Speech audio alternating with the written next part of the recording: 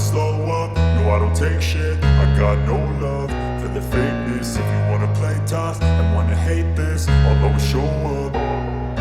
I don't ever slow up, no I don't take shit. I got no love for the fakeness. If you wanna play tough and wanna hate this, I'll always show up and make a statement. I don't ever slow up, no I don't take shit. I got no love for the fakeness. If you wanna play tough and wanna hate this, I'll always show up and make a statement. Everything I do so instinctive and so passionate. Every word I move so descriptive like an adjective. I got a vendetta against people who patented being negative when you should be getting after it.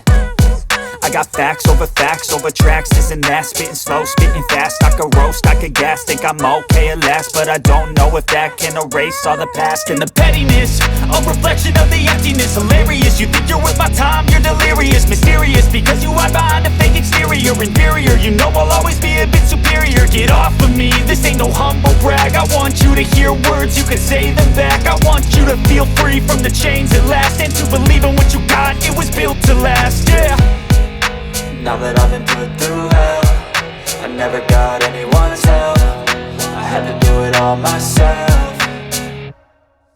I don't ever slow up, no I don't take shit. I got no love for the fakeness. If you wanna play tough and wanna hate this, I'll always show up and make a statement. I don't ever slow up, no I don't take shit. I got no love for the fakeness. If you wanna play tough and wanna hate this, I'll always show up and make a statement. Gonna learn the consequence of being incompetent. Mental health is confidence, dreams and some modestness. I'm not here to save the day, that's for you to take away. I could play a million mind games, but instead I say something not illogical, something that is topical. Rub it on and watch it go, make yourself unstoppable. Dreams are irresponsible, but they're always possible. If you just believe, you could be so remarkable. Thoughts in my head, a collage and they spread. I'll be great one day, going off of my meds. No, I'm not giving up, no, I'm not giving in. I will make it to the top, taking off in the wind. I gotta make it, I'm saving every day to taste it. I'm patient, but my mind, it can hardly take it. I'm chasing a dream that I've had for several ages. A vacant, modern kingdom for the taking.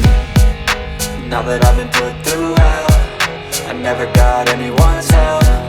I had to do it all myself.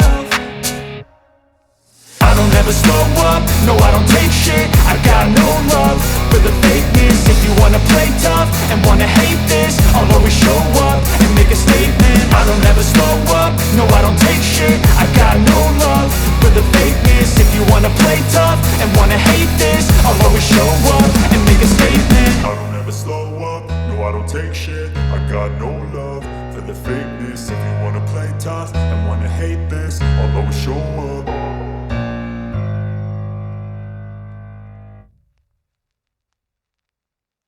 Gathering debris, uprooting trees, and crushing houses like matchsticks. By the time it reached Johnstown, 14 miles downstream, the wall of water was over 30 feet high and filled with the wreckage of entire communities. In Johnstown, people were caught completely off guard. Some tried to flee to higher ground, but most never had the chance. Homes were swept from their foundations. Trains were derailed. Entire families were lost in moments. Survivors later told of hearing a deafening roar, like a freight train, before the flood arrived. Many who weren't killed by the water drowned in the aftermath, or were burned alive in fires that erupted from gas lines and overturned stoves.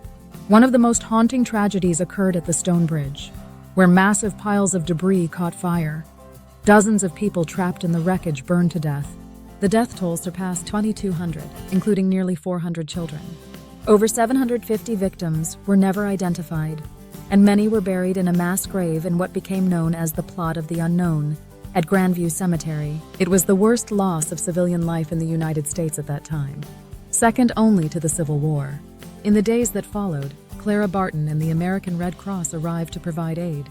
It was one of the organization's first major relief efforts, and it helped solidify the Red Cross's role in U.S. disaster response. Survivors endured disease, hunger, and homelessness, but the flood also brought a remarkable outpouring of national and international support. The disaster raised serious questions about the responsibility of the wealthy club that owned the dam.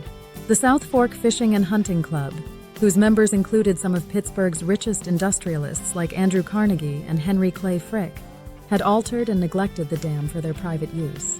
Despite public outrage, no one was ever held legally responsible today. the Johnstown Flood stands as a stark reminder of the cost of negligence and the power of nature. The tragedy is commemorated by the Johnstown Flood National Memorial, preserving the memory of a town that was wiped from the map in mere minutes and the thousands of lives that were lost. In the moments after the dam collapsed, the townspeople had no idea of the horror rushing toward them. Telegraph lines were down, and messages never reached Johnstown in time. In the town itself, people were already dealing with flooding from the heavy rains. Many moved their belongings to second stories and waited for the water to recede. What they didn't know was that a wall of water and debris, nearly unstoppable, was bearing down on them. At 4:07 p.m., the flood hit Johnstown. Witnesses said it sounded like thunder, an explosion, or a train crash. Buildings crumbled instantly. A woman named Gertrude Quinn Slattery, just 6 years old at the time, was swept away from her family in the torrent. She miraculously survived by clinging to a floating mattress for hours until she was pulled from the wreckage the next day. Her story became one of the most remarkable tales of survival. As the flood moved through the valley, it carried entire locomotives, trees, livestock, and people. Survivors later recalled seeing bodies wedged in trees, others buried under piles of wood and metal. One man, Elias Unger, who managed the South Fork Club estate, stayed behind trying to reinforce the dam but was forced to flee when it finally burst. His wife Annie died in the flood. By nightfall, the scene was almost indescribable.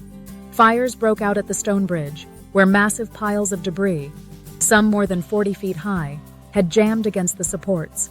Trapped victims screamed as the debris caught fire and burned through the night. The town was eerily silent by morning, except for the moans of survivors and the sound of water still rushing through the streets.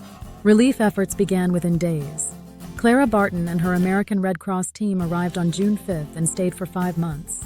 They built shelters, fed thousands, and provided medical care. Her work in Johnstown helped establish the Red Cross as a permanent fixture in American disaster response. In the years that followed, survivors rebuilt Johnstown, though the psychological scars remained.